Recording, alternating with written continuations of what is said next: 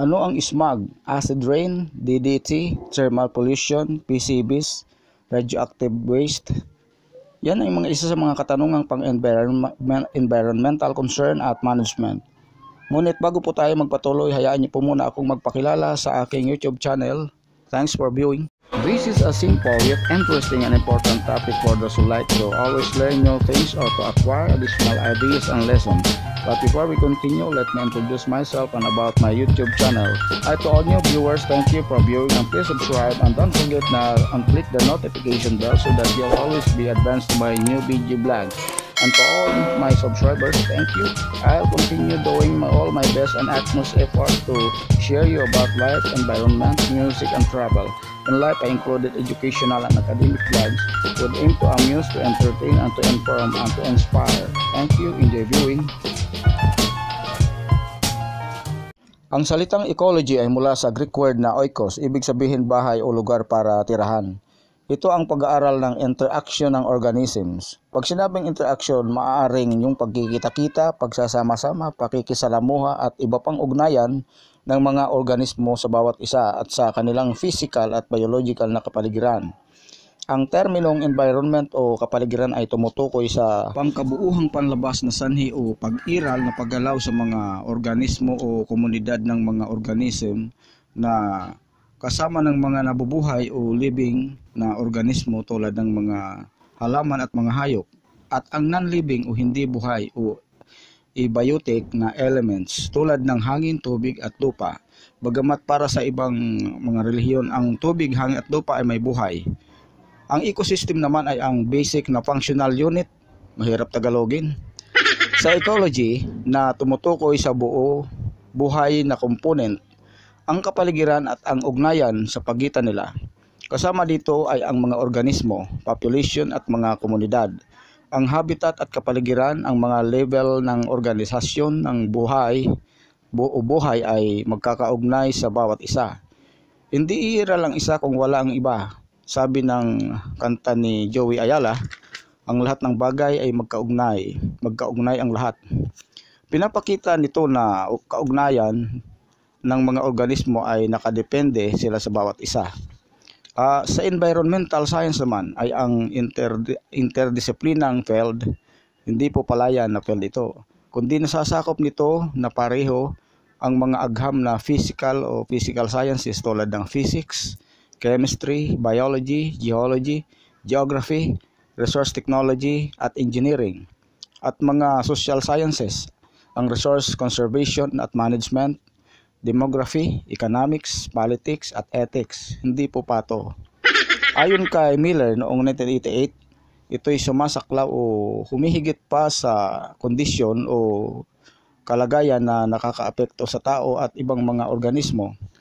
Ang kalikasan at likas na pinagkukunan ay nagkakaugnay at magkakadepende at sa paggamit at maling paggamit na ang siyang nakakaapekto sa iba. Ang likas na pagbabago ay malusog o tama, ngunit ang dikta ng tao na pagbabago o galaw na bumabagong tulad ng kapaligiran ay nakakadistorbo o gumugulo ay sanhi ng pagkasira sa sistema. Kailangang mayroong pagkakaisang pagsisikap upang maprotektahan at makonserba ang kapaligiran. Ito'y makakamit sa konseptong sustainable development.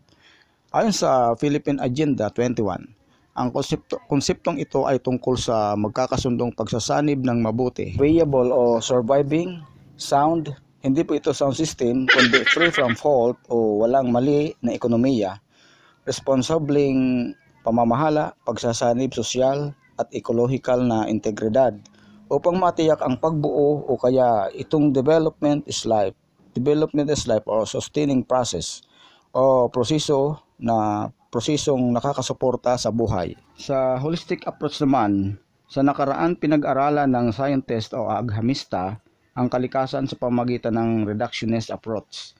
Ang pag-aaral ng mababang level ng organisasyon mula sa atom hanggang organismo. Di ba ang atom ay maliit, napakaliit tulad ng muta? Ang atom ay pag binaliktad mo isinulat ay nagiging muta o atom. Pinaniniwalaan dito na ang pagkaunawa sa mababang level ng organisasyon ay magpapaangat sa pagkaunawa sa matataas na level. Ang approach na ito ay nagturo sa atin na mas higit sa kalikasan, ngunit nagbibigay ng kulang na pananaw o pagtingin. Ang ekolohiya ay nagsikap na maunawaan ang lahat ng katangian o binubuo ng mga level ng organisasyon at ipinaliliwanag kung paanong ang mga level na ito ay nag-uugnayan sa bawat isa sa pamamagitan ng reductionist o approach. Sa environmental science, nililinaw kung paano ang tao at iba pang species ay nagkakaugnay sa bawat isa at sa non-living components. Ang environmental principles, ang pagkasira ng kapaligiran ay global o pandaigdigang tungkulin na kung saan dapat nalalaman ito ng public na sila ding apektado nito sa anumang maihahatid na mabuti o masama. Ang environmental education ayon sa Asian Development Bank ay ang proseso kung saan ang tao ay nabubuo ng kamalayan o awareness, pagmalasakit at kaalaman sa kapaligiran at ang mga diverse na values at mga proseso at gamitin ang pagkaunawang ito na mapreserba, makonserve at magamit ang kapaligiran sa isang sustainable na paraan. Pag sinabing sustainable, in other words, hindi lang siya makakapagbigay ng kahalagahan o gamit sa kasalukuyan o ngayon, kundi kung paano magtatagal o magpapatuloy na mapakinabangan ang isang bagay. Halimbawa ang tubig na alam naman nating pabalik-balik lang sa process na water cycle ayon sa agham na kung titingnan hindi ito mauubos o matatapos. Ngunit paano naman mangyayari kung meron tayong tubig ngunit di naman mainom dahil marumi? Ganon din sa hangin dahil tulad ng ibang bagay, meron silang pakipag-ugnayan sa ibang kapwa, organismo, na living o non-living organism sa kung anumang tawag sa kanila. Ang interdependence o interrelatedness. Ang living things o may buhay ay nagkakadependihan sa bawat isa kasama ng kanilang kapaligiran. Ang autotrophs na halaman at heterotrophs, mga hayop, ay halimbawa ng interdependence. Dito makikita kung bakit nawawala ang mga iba. Ligaw na hayop, ang mga ibon, kulisap at iba pang nilalang kapag nawala ang kanilang mga habitat tulad ng bundok, puno at iba pang anyo ng kanilang tinitirahan o kanilang pagkain tulad ng halaman at bunga ng puno. Sa diversity at stability, pinaniniwalaang ang komunidad na may iba-ibang bagay o taong nakatira ay isang matatag na lipunan. Kung paanong mas maraming species na presente, mas matatag ang komunidad. Dahil ang mga species sila mismo ang nagtutuwid o nagche-check sa bawat isa na humahadlang sa paglobo ng isang species sa isang habitat. Kumbaga sila ang bumabalanse. Ngunit meron ding ibang hypothesis na nagsasabi ng iba na kapag daw umano mas maraming homogeneous ang komunidad, mas matatag ito. Dito naman tayo sa change o pagbabago. May kasabihan na ang hindi lang daw nagbabago ay ang pagbabago. The only constant thing on earth is change. Sa bawat pagbabago sa lipunan ay umaapekto sa iba-ibang organismo. Sa loob nito, ang kalikasang pagbabago ay malusog. Ngunit ang pagbabagong dikta ng tao ay nagpapabago sa kapaligirang magpapagulo at magwawasak sa ating likasang sistema na nagreresulta sa krisis pangkapaligiran na siyang iyak na nararanasan ngayon sa buong mundo. Ang balance of nature. Ang ecosystem ay may kakayahang magpanatili, magpagaling at magparegulate sa sarili. Ang predation ay pumapatay sa ibang kasapi ng population at siyang magandang taga-regulate o balanse ng density ng population. Kung walang predation, ang population ng individual ay maaaring lumubo na magpapa-overpopulated, magsisiksikan at magkakaroon ng matinding kompetisyon para sa pinagkukunan o resources na siyang magpapaunti at magpapakulang sa resources dahil sa consumption na dahilan ng stress at stress-related diseases na minsan epidemics at massive deaths o kamatayan.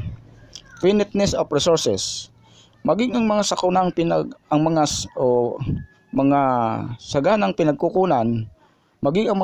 pinagkukunan ay nasa panganib na maubos, na magamit o depleted na sa pagdami ng populasyon. At sa sobrang paggamit o overexploitation, ang mga fossil fuels o panggatong na nakukuha sa fossil o mga depositong labi ng hayop at halaman sa ilalim ng lupa ay nanganganib na magkulang o maubos dahil sa labis na paggamit. para sa industrialization at sa domestic consumption. Ang ibang species ay extinct na o hindi na umiiral ngayon dahil sa labis na pagkawasak ng habitat, labis na pangangaso at labis na pagkuha. Ang naiinom na tubig na dapat ay daloy na libre ay nagiging kakaunti na dahil sa paglobo ng industriyang bottled water. Ang tagtuyot at pagkukulang ng tubig kung tag-araw ay makikita. Ang finiteness of resources nangangahulugan na mayroong limitasyon at hangganan para sa paggamit. Ang pagmimina na pinagkukunang yaman o kailangan ay kailangang angklahan sa konseptong sustainable development and wise utilization. Ang polusyon. Ang polusyon ay alam na natin, ngunit parang hindi magawa kung paano talaga maiiwasan ng ibang tao. Bagamat mayroon ding namang iilang nagsisikap na maiwasan o mabawasan man lang ito. Sa stewardship of resources ay makikita sa Christian doctrine na ang kalikasan at ang pinagkukunan ay mula sa Diyos o bigay sa Diyos para sa lahat noong nilikha ng Diyos ang sanlibutan. Ang stewardship of resources ay ang efficient na pamamahala o pangangasiwa sa pamamagitan ng pagpapanatili ng pagiging balanse sa pagitan ng pagtubo o paglobo ng populasyon at pinagkukunan at ang gamit na resources. Ang sustainability ay ang hakbang o kilos na nakatuon sa pangangailangan ng pangkasalukuyang pangkasalukuyang gamit na walang pagkukompromiso o pagsasapanganib sa hinaharap na henerasyon. In other words, kumbaga sa simpleng salita, habang gumagasta ka ng pera, dapat mayroong ka ring savings o alkansya para sa hinaharap.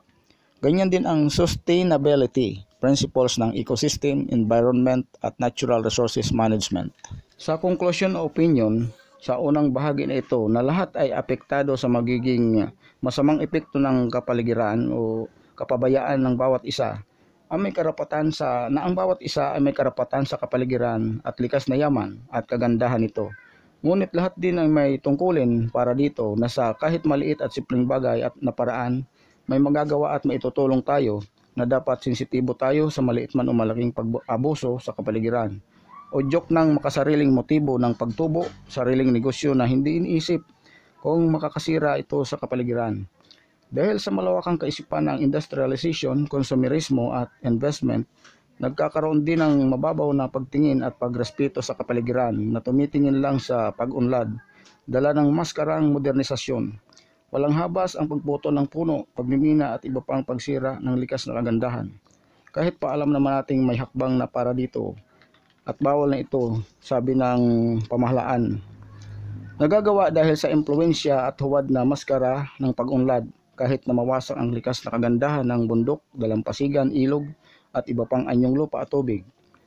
Sa simple at maliit na pagtingin, naobserbahan na ang pananaw ng ibang henerasyon na dating hindi tama sa inabutan na kabataan o mga matatanda dati, mga magulang, na ngayon ay halos kalbuhin na ang mga gilid ng kalsada na pati tumutubong damuhan ay inaalis. Ang mga puno ay nilalagyan ng numero upang tanggalin.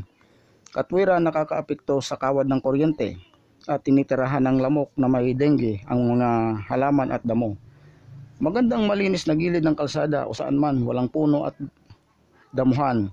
Ngunit ito ang nagpapasimula ng pag-init ng mga probensya. Ano kaya kung puputulin na lang o gagawing mababa ang mga puno kaysa tuluyang putulin o tumbahin at hayaang tumubo ang damuhan sa gilid na siyang nagbibigay presko ng hangin at nagpapatibay sa ilalim ng lupa laban sa soil erosion. Kailangan ding ipanatili ang mga bundok, ilog, dalampasigan at iba pang ayon sa kanilang likas na anyo. Limitahan ang pagsisemento ng mga lugar na di kailangan. Doon lang sa mga prone area o mapanganib na lugar sa erosyon at sa malapit sa dagat. Ito ang mga simpleng katanungan at opinyon natin na aking iiwanan sa muli sa pagpapatuloy sa susunod na vlogs mga ka-cutubers. We are all cute. All things are basic small unit of atoms or muta. Sa maliit tayo nagmula. Ka-cutubers, salamat. Thanks for viewing. Webster defined production as the exertion of effort to obtain the needed goods and wealth. Cultivators, bakers, shoemakers, carpenters, merchandisers, lawyers, doctors, nurses, ministers of the gospel, teachers, midwives, janitors, waitresses, waiters, writers, cooks, farmers, servants, and bloggers are all producers as they give their gifts and services for others.